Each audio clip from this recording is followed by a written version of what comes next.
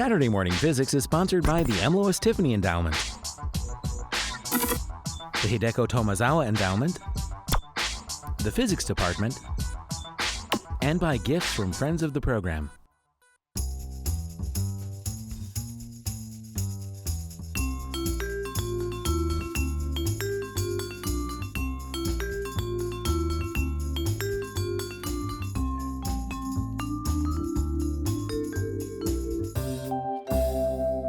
To get started, so we're all on the same page, what does a physicist define as time? Well, I would say time is really just the duration of a fixed number of oscillations, or vibrations, rotations, revolutions, whatever, for any system that repeats itself. So it's a periodic system. So this is something we're very familiar with. The Earth revolves around the sun once a year, right? So this is one very convenient measure of time.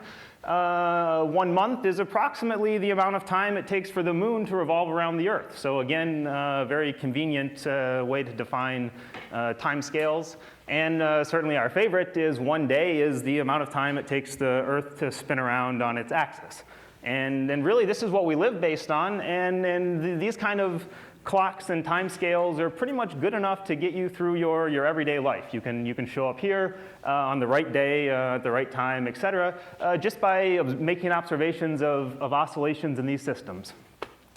Maybe a little less intuitive is what a physicist would call 1 second, and 1 second is actually defined as 9,192,631,770 oscillations inside some atom.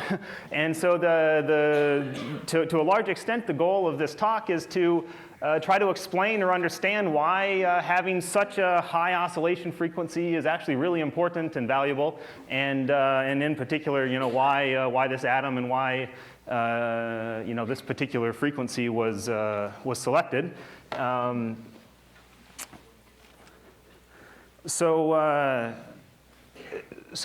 If time is nothing more than counting a certain number of oscillations, then what is a clock? A clock is just some device that counts all these oscillations. It's some system that repeats itself plus some device that's able to count all these things, right? So in other words, it's really easy to count the number of revolutions around the sun and the number of days in the month and whatnot. This is just a calendar, right? You wake up, you put an X box on there, to cross off the days. So those counting problems are very easy, but certainly counting to 9 billion in 1 second is a bit of a challenge. But nonetheless, this can be done. Actually, this can be done just with standard electronics. The computers you guys have at home, those processors operate at a few gigahertz, and that's really something comparable to that number right there. So computers and electronics are more than capable of counting that fast.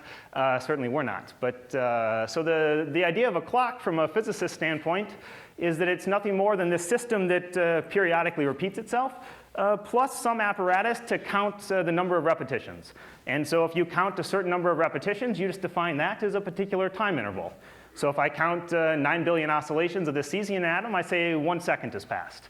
If I count one rotation of the Earth, I say 1 day has passed. If I count one revolution of the moon, I say approximately 1 month has passed, and so on and so forth. So like I said, the 0th order usefulness of time is nothing more than to make our schedules, right? And some of us are lucky, we only have to work 3 hours a week.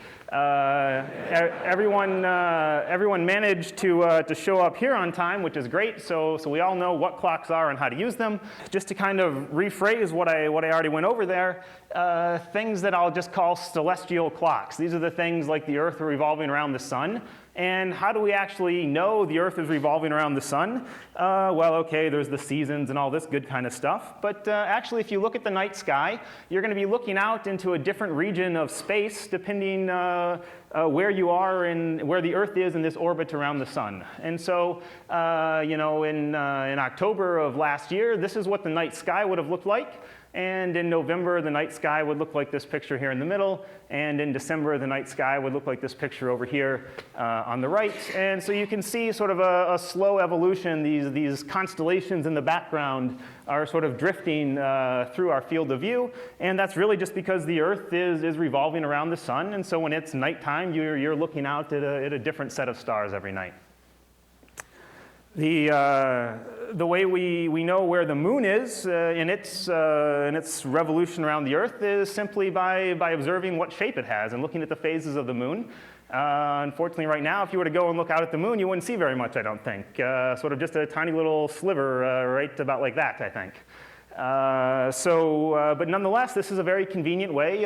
If you sort of estimate how much of the moon you see, you can estimate what part of the month it is. And the one that would actually get you here, quote unquote, on time is something like a sundial. If you observe where the sun is in the sky and you look at the shadow that it casts on the ground, you can approximately tell that it's about 10:38 this morning. Maybe you couldn't tell 10:38, maybe you could tell 10:30 or 10:40 if you were lucky. But nonetheless, what's 4 or 5 minutes, give or take. So these are the kinds of things that we could make use of, and people had to make use of for quite a while. But we'd like to do better than this.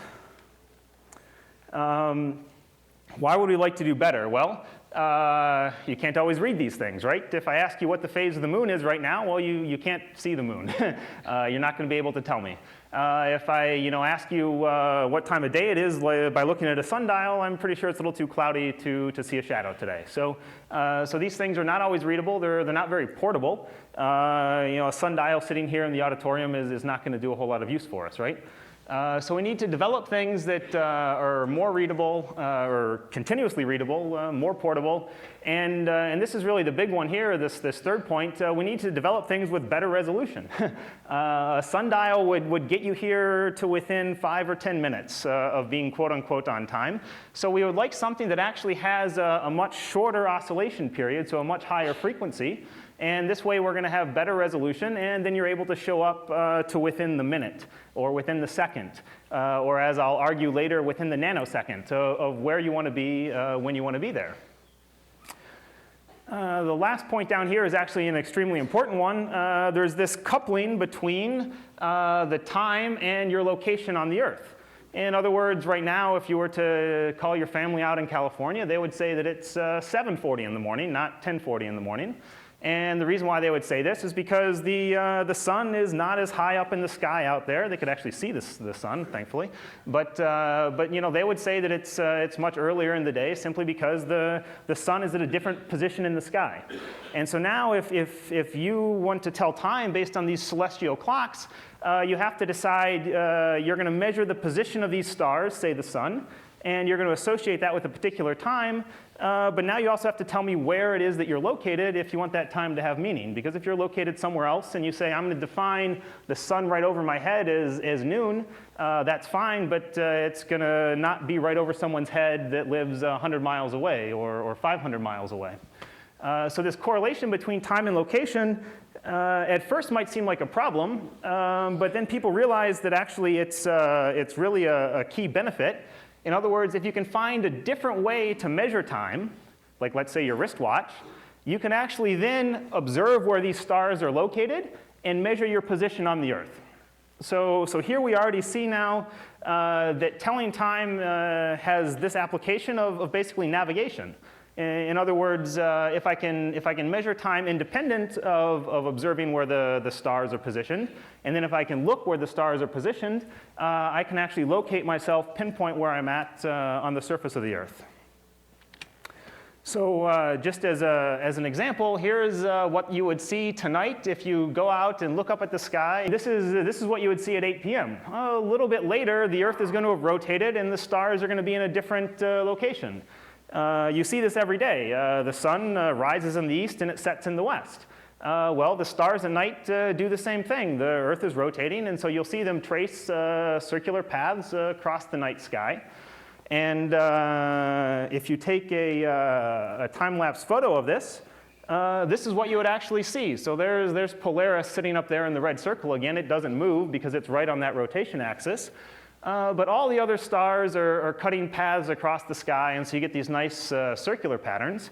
The point is where they're located at some instant in time it depends on where your position, where your location on the Earth is, because you're looking out at a different part of space. If you want to measure latitude, this is how far north and south you are from the equator. That's actually easy. All you have to do is so let's see, this way is north. If I stand here and I look to the north, and I just look up and say, I see Polaris right there. That's about 42 degrees above the horizon. Therefore, I'm living at 42 degrees north latitude. So you can easily tell where you are north and south just by looking for the North Star. In other words, if I was right on the North Pole, the North Star would be right above me. And if I lived right on the equator, the North Star would be just right on the horizon. So measuring your position north-south on the Earth is really just as easy as finding that one star, and that's completely independent of what time it is. Measuring where you are east-west on the Earth, so measuring your longitude is a much trickier problem because the Earth is rotating, and the Earth is rotating at something like 15 degrees an hour. It takes about 4 minutes for the Earth to rotate 1 degree. And if you ask what distance is that, that's something of order 70 miles if you're standing on the equator. So every 4 minutes, your path on the surface of the Earth, well, if you're on the equator, would go something like 70 miles. So now the question is, when you look up at the night sky, and you try to find the locations of these stars, these stars are going to sort of swoop across the sky in those circular trajectories. And if you measure the location of that star and you know what time it is, then you're able to tell where you are east-west on the surface of the Earth. It's just like if I was to measure the location of the sun right now here in Ann Arbor, I would say, the sun is up at this particular location, therefore it I must be in Ann Arbor. Whereas if I was in California, the sun would be much lower, and that's how I know I'm in California, because the sun is lower in the sky at the same instant in time. So the same thing applies with all the stars when you look up at them overnight.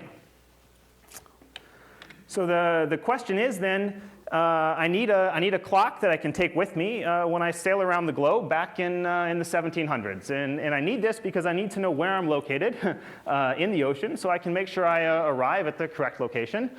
And how precisely do I need to tell time? Well, this pretty much tells you right here. If your clock is off by about 4 minutes, your position measurement is off by about 70 miles. Now, this may seem, well, good or bad, depending on your perspective. Right now, it's very easy to have a wristwatch that keeps time accurately to 4 minutes. But back in the 1700s, this was one of the most important scientific problems of the day. The British Parliament declared that this was so important, they set up something called the Longitude Prize, which basically said, we will pay tens of thousands of pounds, and this is back in the 1700s, tens of thousands of pounds to anyone that can invent a clock that they can carry on board a ship that will keep time accurately enough to get us where we want to go. And so accurately enough means, on a multiple month journey across the ocean, you better be able to keep track of time to within a few seconds if you want to make sure you show up to within a few tens of miles or something. And so this, one of the biggest contributors to this, to the advancement of clocks in the 1700s was John Harrison, and he actually received lots of the money from the Longitude Prize. And so what did he invent? Well, he invented mechanical clocks. And I shouldn't say invented because a simple pendulum clock has been around long before that. But the question is, how good and how reliable are all these various things? So here we have an assorted array of pendula. And the general idea is that if I set this thing in motion, it's going to sit there and oscillate back and forth with some fixed frequency. And if I just count those oscillations, I can use the number of oscillations I count to define a particular time interval. If I just look at that oscillation in particular, I would say that every oscillation is something like 3 seconds, let's say. So if I just count oscillations, then if 30 or 40 oscillations have gone by, I know how much time has passed.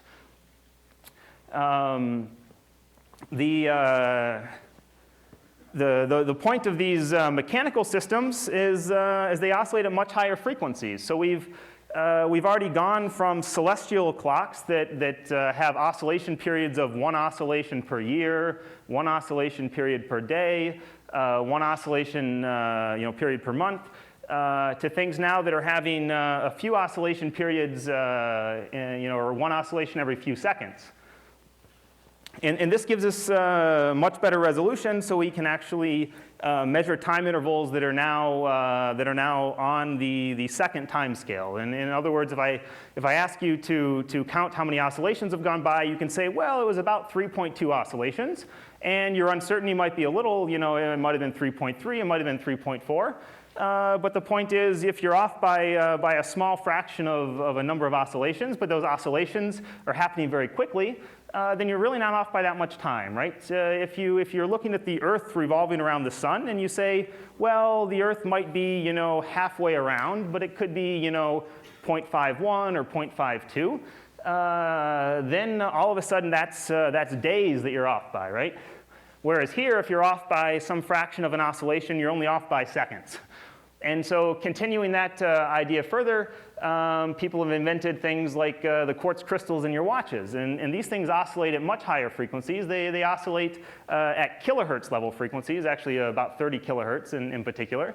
And so now all of a sudden, if you're having 30,000 oscillations per second, and you miscount by 1 oscillation, that's really not that important at all, right? Now we're talking fractions of a second that you might be off by. So going to higher and higher frequencies allows you to count more and more oscillations. And therefore, if you and your friend can't agree if it's been 3.1 or 3.2 oscillations, your disagreement on what time it is, though, isn't so big. Because you might only disagree then by a few milliseconds or even a fraction of a millisecond.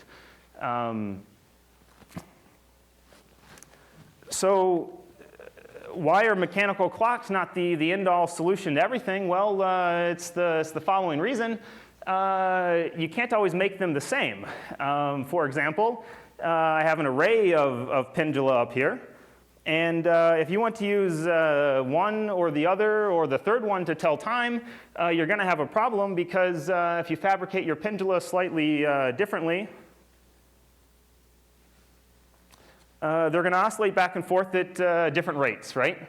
And so now if you built the shorter pendula and your friend built the longer pendula and you want to use them to tell time, you have different time standards. And now there's a bit of a problem because you have to calibrate your clocks with respect to each other, which means you have to come and get together and compare them and then hope nothing changes and things like this. So even if you do the best you possibly can to try to fabricate your pendula to be as close as possible. So I've done what I can to make these two pendula identical.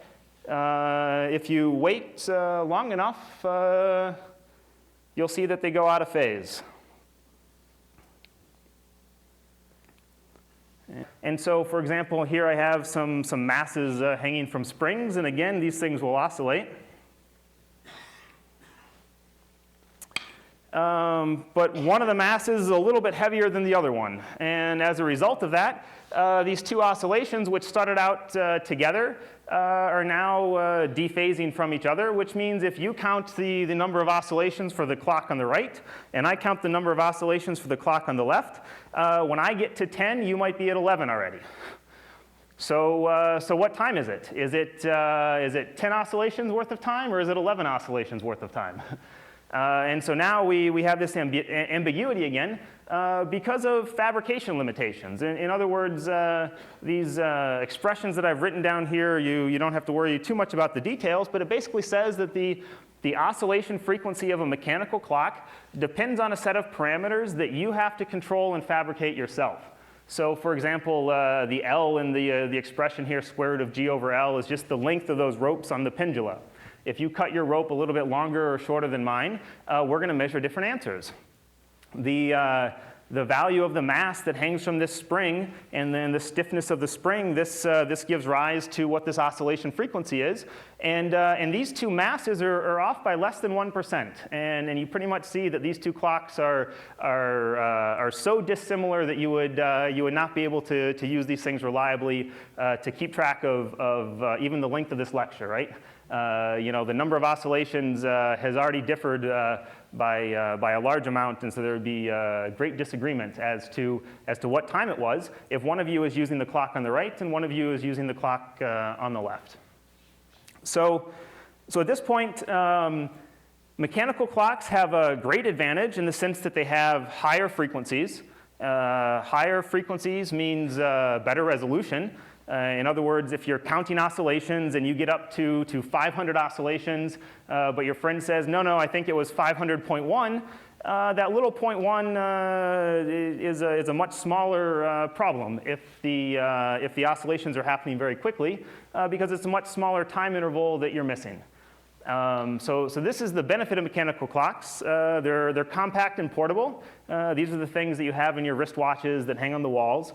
These are the things that John Harrison made and put aboard ships in the 1700s and was able to tell time. I'll have a graph or a table of it later. He was able to tell time to a third of a second at the end of a day. So his clocks were that good back in the 1700s. And it was based on a mass on a spring mechanical oscillator kind of system. So clocks like this are, certainly have their purpose and have their usefulness, and can be fabricated certainly well enough. If you look at your watch and your neighbor's watch, my guess is that they're pretty close together. So we can fabricate these things to a certain level, but I guess the question is, to what level would we like to be able to make clocks identical? And if we really want to make them identical, we should do away with human fabrication altogether, and we should let nature do all the fabricating for us. So shifting from classical mechanical clocks to quantum clocks has the benefit that these quantum clocks are based on oscillations inside some atom or molecule. And I declare that this particular molecule is ammonia. I declare that any ammonia molecule that you're ever going to find in the universe is identical to any other ammonia molecule you're ever going to find in the universe. And now this has a great benefit, because any pendulum you make is not necessarily going to be identical to any other pendulum somebody else makes. Just the same as any mass on a spring is not going to be identical to any other mass on a spring. But nature, it's very reproducible and reliable at fabricating things identically every time. So you might be asking yourself, well, this is some molecule. What's doing the oscillating? Here, the mass on a spring it's very obvious what's bouncing around, right? What is oscillating in this ammonia molecule? Well, the ammonia molecule, I'm trying to draw it here like a little bit of a tripod shape. And so the nitrogen atom that lives on the point of this tripod actually jumps from living on top of these hydrogen atoms to living underneath them. So basically it moves from the basement to the penthouse, back to the basement, up to the penthouse, back to the basement, up to the penthouse. And it does so very rapidly. And so this has two benefits. One, very rapid. In other words, this happens at 20 billion times a second. So this is great. So now we've pushed the limits of clocks even further. So now we have even higher oscillation frequencies, which gives us better resolution. And we've done away with all the fabrication problems associated with mechanical oscillators. In other words, nature has made all ammonia molecules equally, or the same. And so not only do they oscillate fast, but they oscillate identically. And this is actually what I started out the talk with. This is the definition of the second today.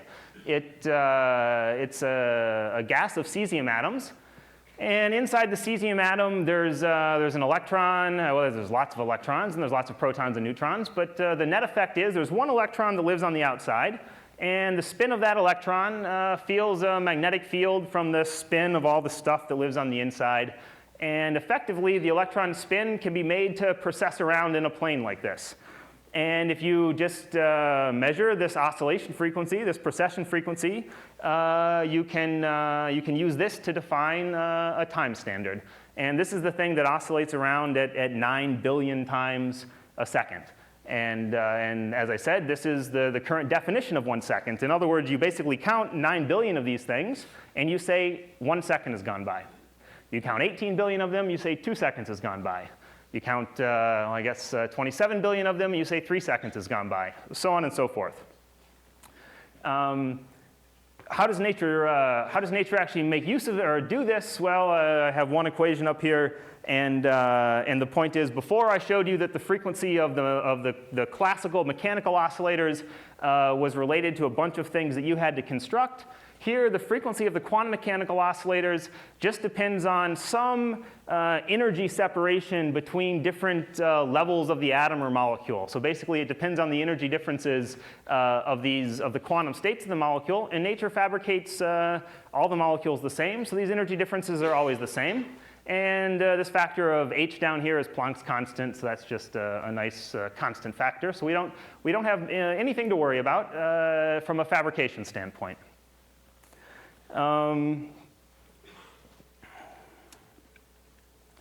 Right, so as I mentioned, this is actually what the definition of 1 second is. You count 9,192,631, 9,192,631,770 of these precessions. And that tells you what 1 second is. If you really want to hear what 1 second is, you can call this phone number, and it will ping, ping, ping, ping, and after about 60 of those pings, it will tell you what time it actually is, and then it'll go back pinging at you. But this is important though, because you don't want to have to carry around all this infrastructure with you. So I said you want portable clocks, but at the same time, this is a little bit tedious to have on your wrist. So what you would like to do is somebody in a research lab to put all this together and then just broadcast the answer to you.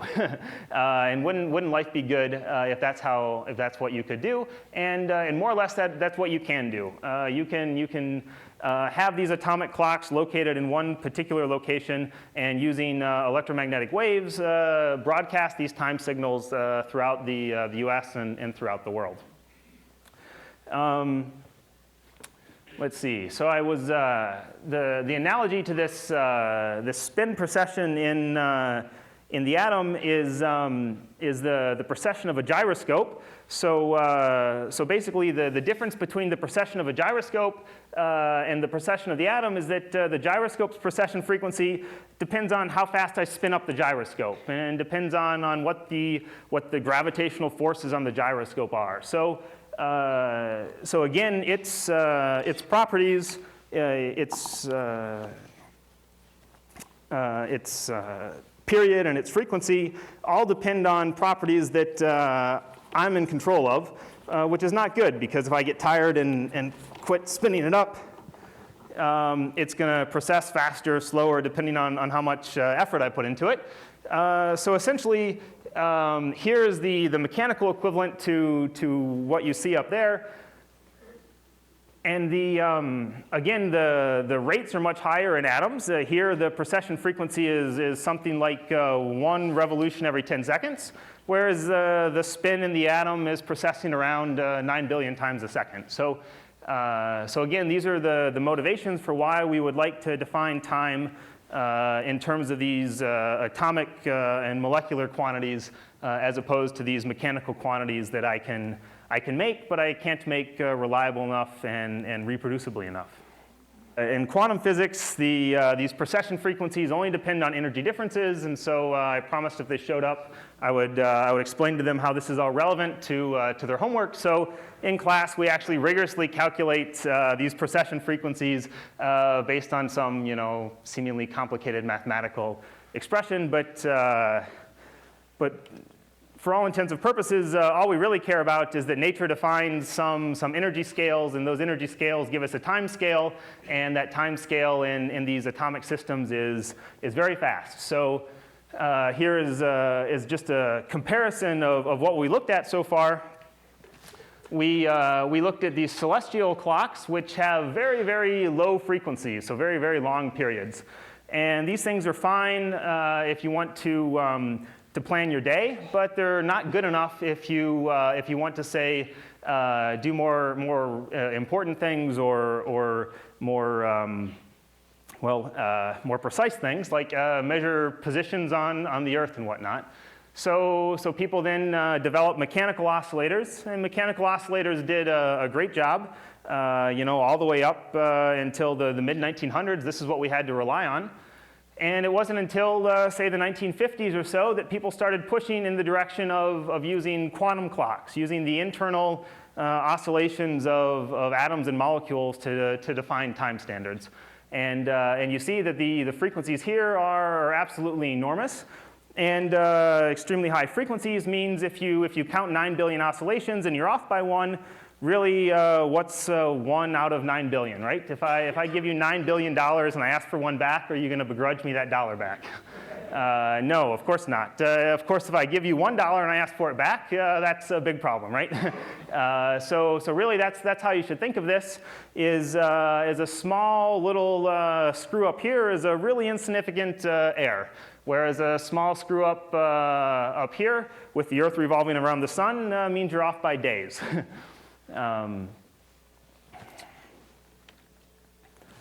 And so just to sort of compare where the state of the art was back in the 1700s when John Harrison was making his tens of thousands of British pounds, which was a great amount of money, he was able to build mechanical clocks that could tell time to within 1/3 of a second, so 1/3 of a second at the end of a day. Which is pretty good. I think my cell phone is off by more than that if I don't connect to the world and get the time updated. On the other hand, the atomic clocks that we use to define the second, they're able to keep track of time to 100 picoseconds over the course of a day. And so a picosecond is 1/1,000,000,000th of a second. So in other words, you're at the end of one day using these atomic clocks, you're off by less than 1/1000,000th of a second. 1/10 of a billionth of a second is your uncertainty in telling what time it is. So that's how far things have advanced over the course of 250 years or so. You've gone from 1/3 of a second to 1/10 of a billionth of a second in your ability to measure time. And so now I don't really want to emphasize the math here, but what I basically want to say is the following. As I've mentioned a few times now, your uncertainty in telling what time it is really just depends on the number of oscillations that you count. So in other words, the higher the frequency, the more oscillations occur in some particular time interval. So your error on telling what time it is just depends on the inverse of the number of oscillations you've counted. But there's also another way to improve your measurement, and that is to not use one individual atom and use that one atom to tell what time it is. Instead, you would like to use an entire ensemble of atoms. In other words, if I want to if I want to measure what time it is, should I just ask the gentleman sitting here in the front what time his wristwatch says and assume that's the right answer? Or should I ask every single one of you what time your wristwatch says and then take an average of all your answers? So it seems like I'm going to get a much better result if I survey the entire audience, right? And then take the average. And so really that's what this green arrow represents here.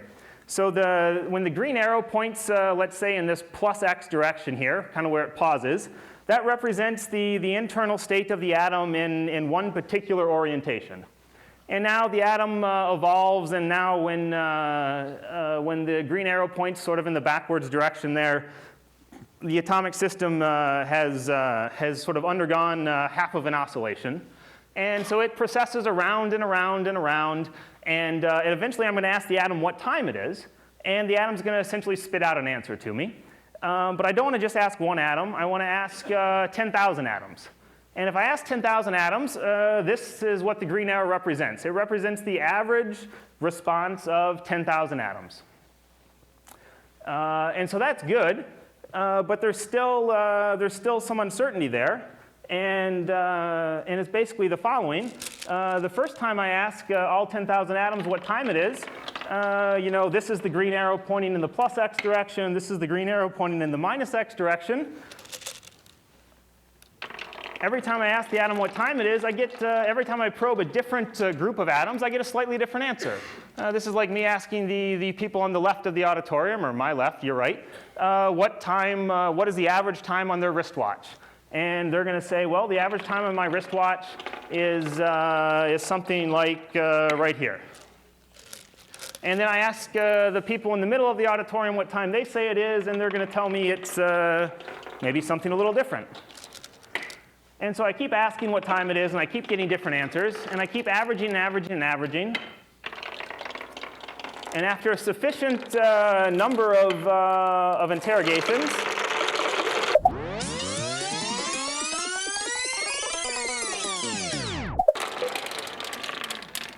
so after a sufficient number of interrogations, I come up with some distribution of answers.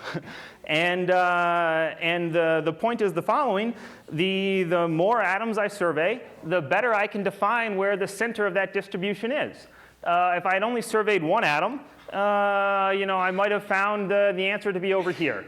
And if I'd only surveyed 2 or 3 atoms, the answer would have bounced back and forth. But after I survey, that looks like something like 200 ensembles of atoms. It should be clear that I can find the center of this better and better and better the more times I make the measurement, yes? Your ability to tell time depends on 2 factors. Factor number 1 is just how fast your clock is oscillating. So you want to go to as fast of an oscillator as you possibly can, because a really fast oscillator is going to have a really large number of oscillations for you to count in a fixed time interval. And this way, if you're off by 1, it's no big deal. The amount of the error in your time isn't so big. And the second thing you want to do is you want to repeat the measurement over and over and over again and take the average. And that's what the green arrow represents. It represents the average of a bunch of measurements. And to the extent that I make more and more measurements, I'm able to better and better predict where the average of this distribution is going to be. This is something you're actually very familiar with. Every 4 years, there's an election. And for every election, there's hundreds and hundreds of polls, right? Who's going to win the election, candidate A or candidate B? And so somebody gets on the phone, and they randomly call people, and then they decide that candidate A is going to have 54% of the vote, and candidate B is going to have 46% of the vote. And they always say something like plus or minus 4% at the end, right? So what I want to discuss is actually that plus or minus 4%, because that plus or minus 4% is really this factor right here. In other words, how many people do you have to call and ask how they're going to vote to have an uncertainty in your measurement of plus or minus 4%? And it turns out the answer is about 1,000 people. So the United States has 300 million people, and you only have to call 1,000 of them to estimate who's going to win the election to within 4%. So that's the power of making multiple measurements and doing this averaging, is that you can essentially increase the precision by calling more people. Clearly, if you call one person, you don't have a very good representation of how the whole country is going to vote. If you call 10 people, you have decent but not great representation. 100 people, 1,000 people, so on and so forth. So the typical cutoff is something like 1,000 phone calls, give or take, and that's how the published results tend to be reported. The same thing happens when you're trying to tell time. If I want to tell time, I have this fundamental uncertainty in my time, which is just my ability to count these oscillations. But then I have this averaging effect. So the more measurements I make, the better I can actually do. So we went from celestial clocks to mechanical clocks, and we said mechanical clocks are great because you can use them for navigation. You can measure what time it is, and then look at the stars, and then you can tell where you are on the surface of the Earth. And you can do that to within, tens of miles, let's say.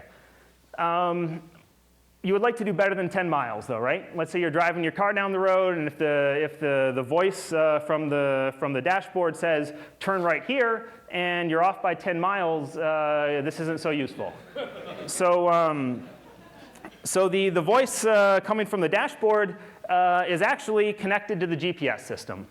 And the GPS system allows us to measure position much more accurately than ever before. We can actually measure position down to about 1 meter, so about 3 feet. And this is really quite remarkable, and it all works based on atomic clocks. So that's really how I want to sort of finish the talk, is show how making measurements of time can actually give you a very precise measurement of position. So light travels at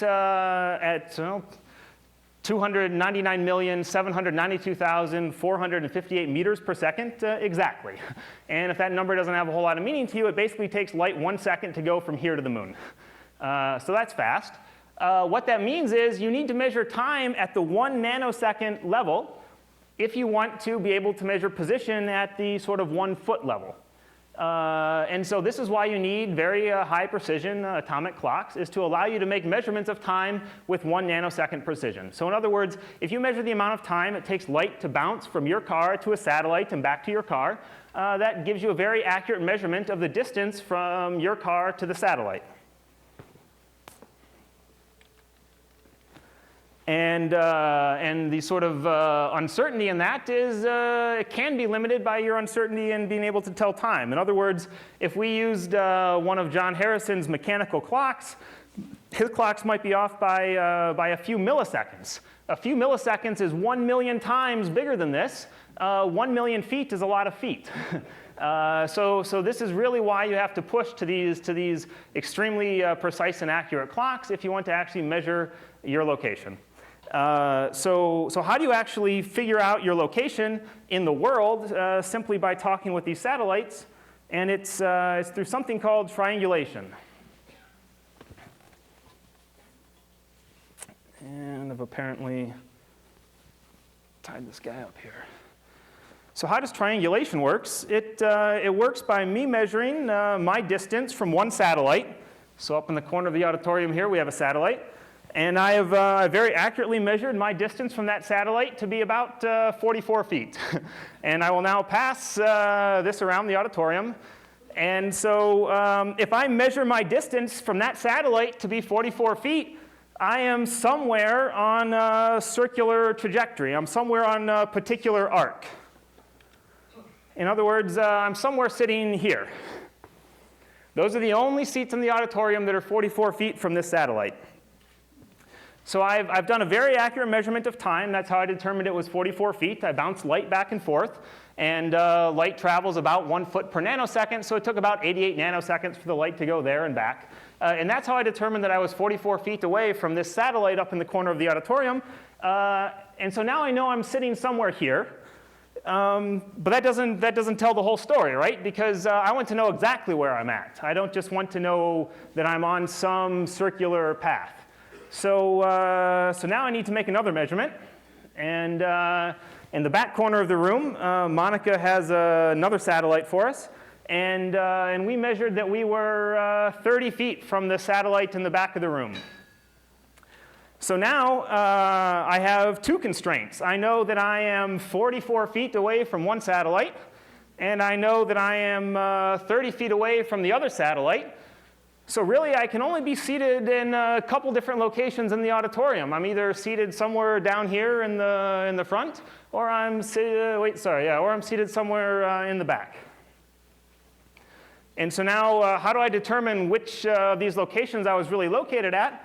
I have to make a measurement of the distance to yet a third satellite. So I go and I find a third satellite, and I measure that I'm 50 feet away from the third satellite.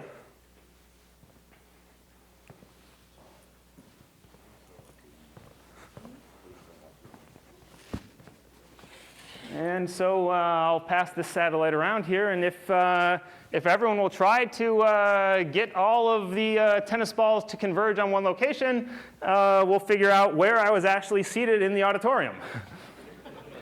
And the question is, what kind of resolution do I have? Do I really have one seat resolution? Or is there going to be some discrepancy here as to who the lucky winner of a free physics t-shirt is going to be?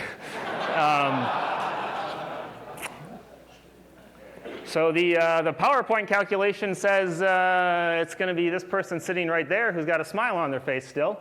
There's some near coalescence up there. There's some debate as to mass confusion. I'm not sure the lucky winner wants to use up 30 seconds of his or her 15 minutes of fame on this. I don't know. So there we have it.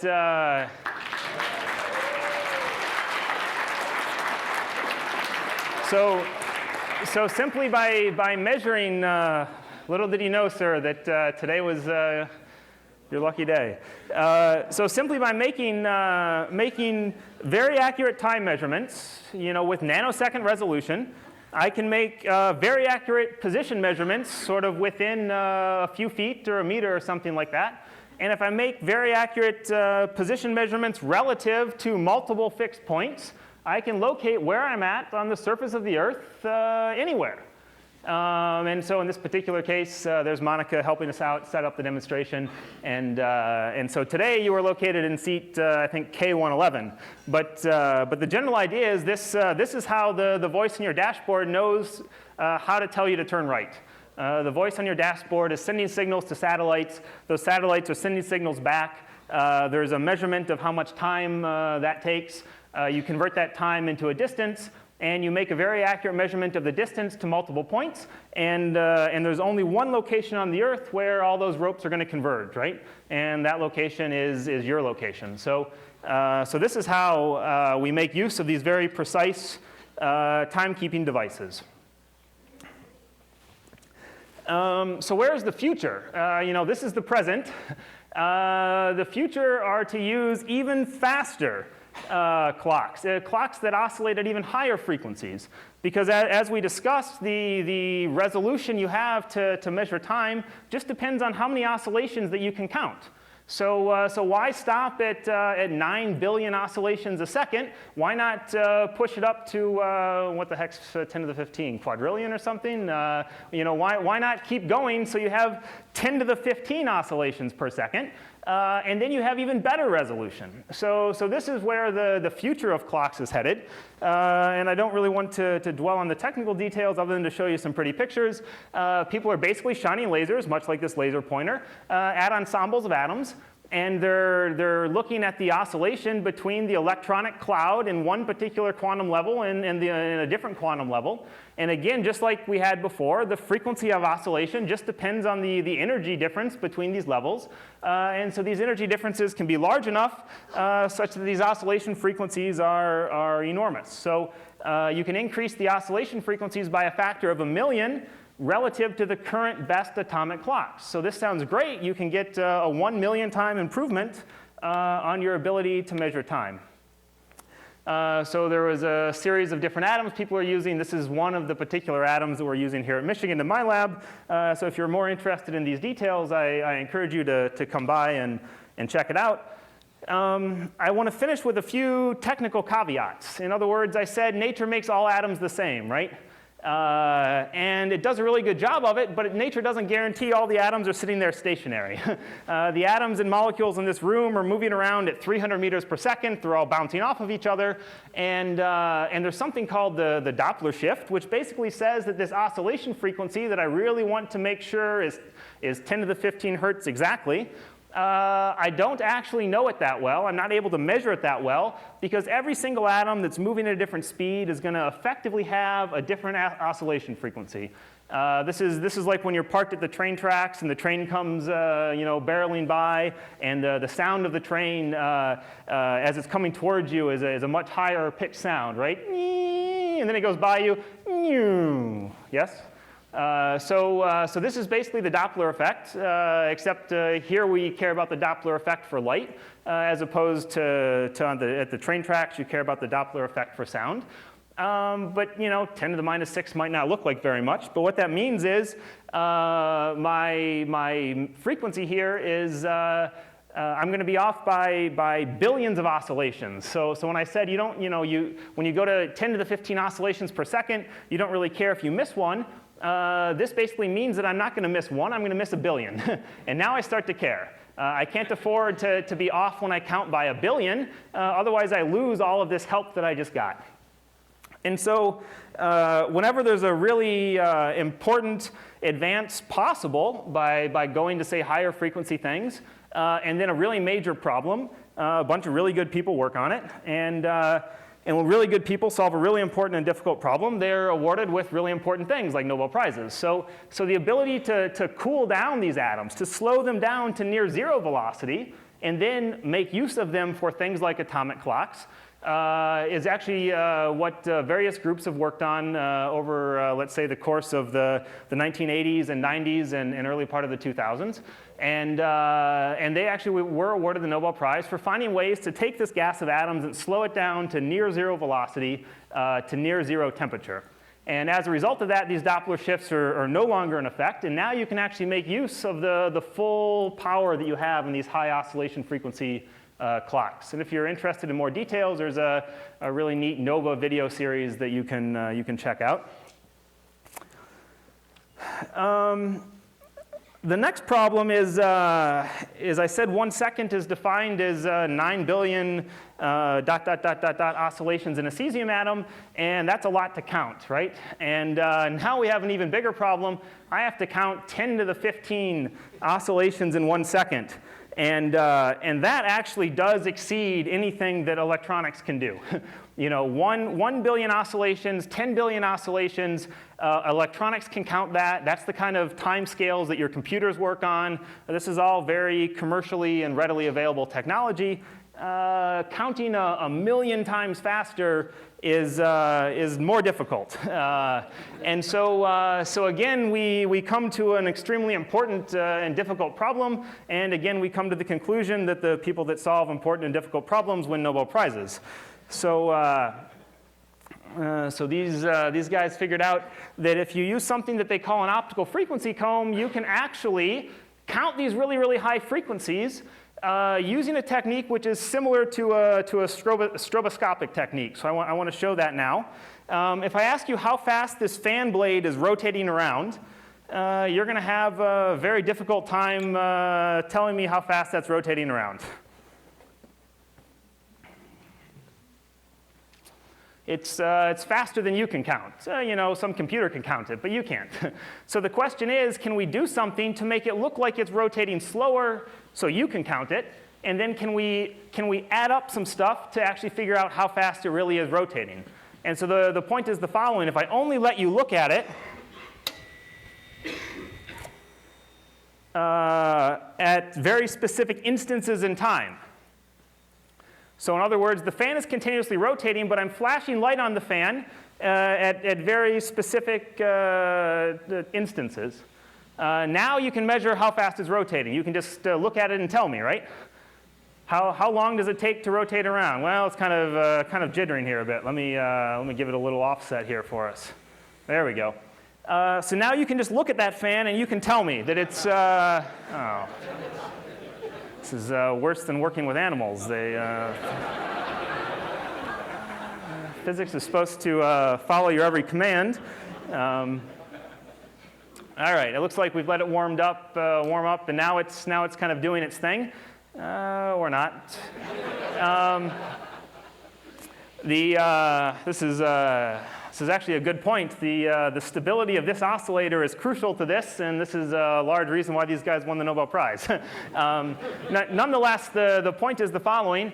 I can count how fast this light is flashing, let's say. And so this is the strobe frequency here. So let's say I take this down to something that's in the 1 billion flashes per second range. And this is something that electronics can count for me. And then I measure this offset frequency. So I measure how fast I see the fan rotating. And again, that's a nice low number that I can count. And now I have an exact relationship between the real oscillation frequency of the fan and my measured quantities. My measured quantities are at lower frequencies that I can count. And there's some exact integer here, which is an enormous number. It's like 1 million or more, but it's exactly an integer. It might be 1,000,001. It might be 1,015,000. It might be 1,001,216.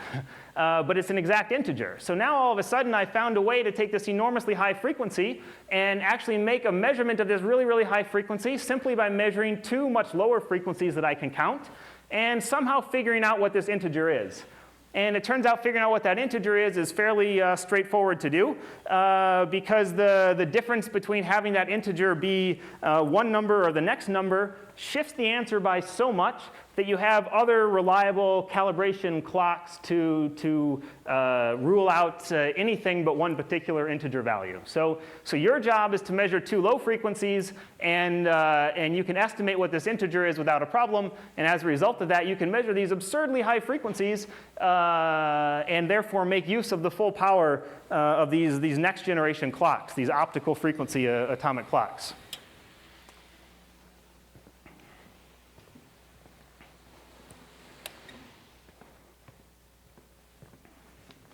So I see that it's always poor form to give a talk about time and then run over.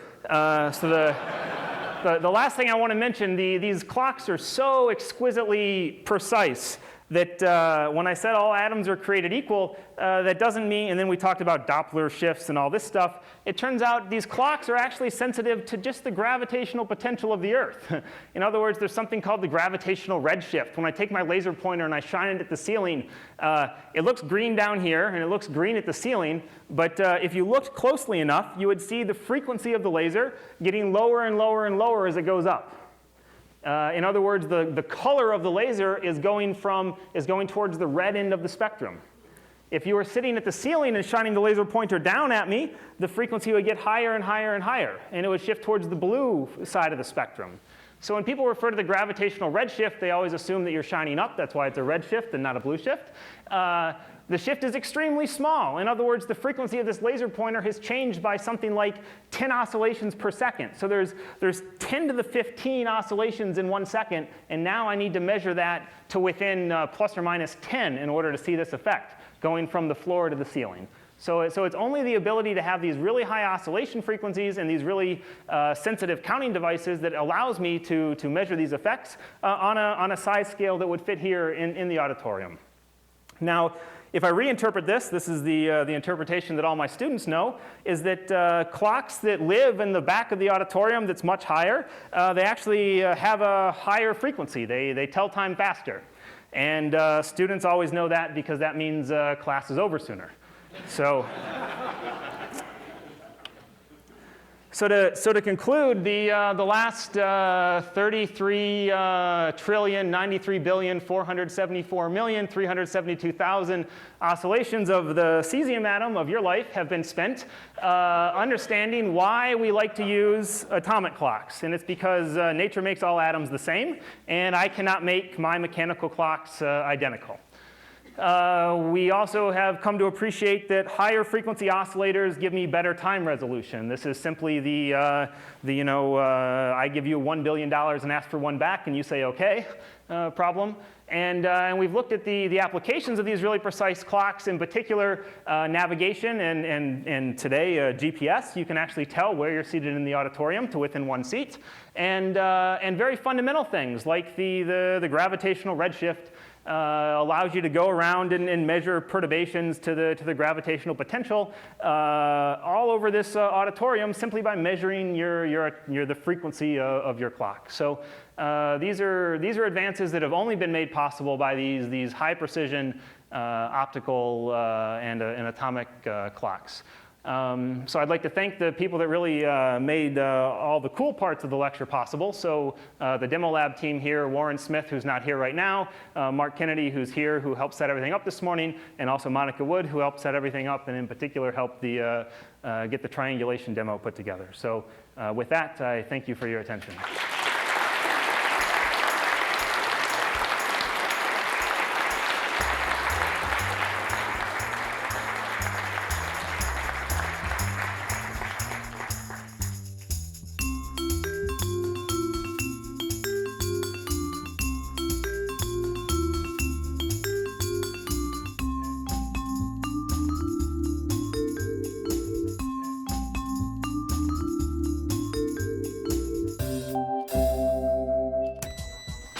Saturday Morning Physics is sponsored by the M. Lois Tiffany Endowment, the Hideko Tomazawa Endowment, the Physics Department, and by gifts from friends of the program.